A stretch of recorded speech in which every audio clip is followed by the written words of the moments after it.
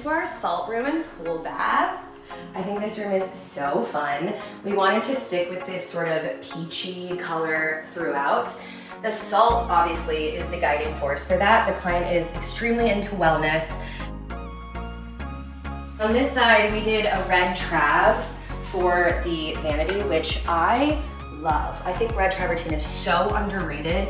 It reads pink in most spaces, and it is not as masculine as I think people would think it is. We did it on an unlacquered brass stand because it bare degrees with the salt, which I love. My favorite stone in the entire house is this Opera de Rosa for the powder room.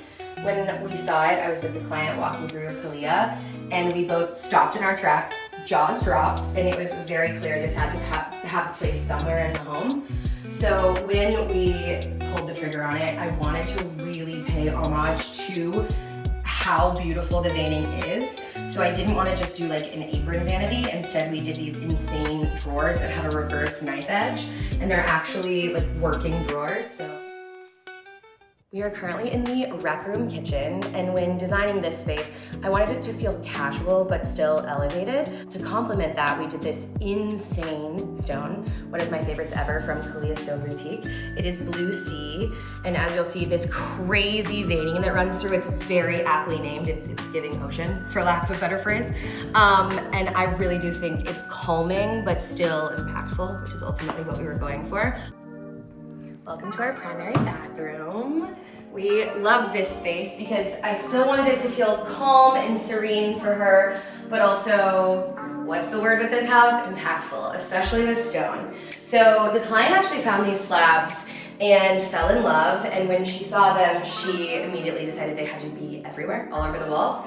So when we started working together, I wanted to make sure that the application was seamless, because obviously this stone is so beautiful, it deserves a true moment. We did this thick apron because of course wanted to really show off the stone, and with that comes these cutie little drawers that I did this funky hardware on. As you move into the shower, I mean, this is, you know, the piece de resistance. It's actually a steam shower, and to give you context, so we did a book match here. I wanted that to feel really special. And then the bench is actually limestone, which is the same as the floors, and I liked the little like wavy detail. Again, we're trying to bring some organic lines in here. And lastly in this bathroom is this stunner of a bathtub. If you know me, you know I'm obsessed with baths. So when we were doing this, she had another bathtub in mind and it just didn't feel special enough. So I combed through a couple of sources and found this Belgian bluestone tub that we actually had carved out of a block.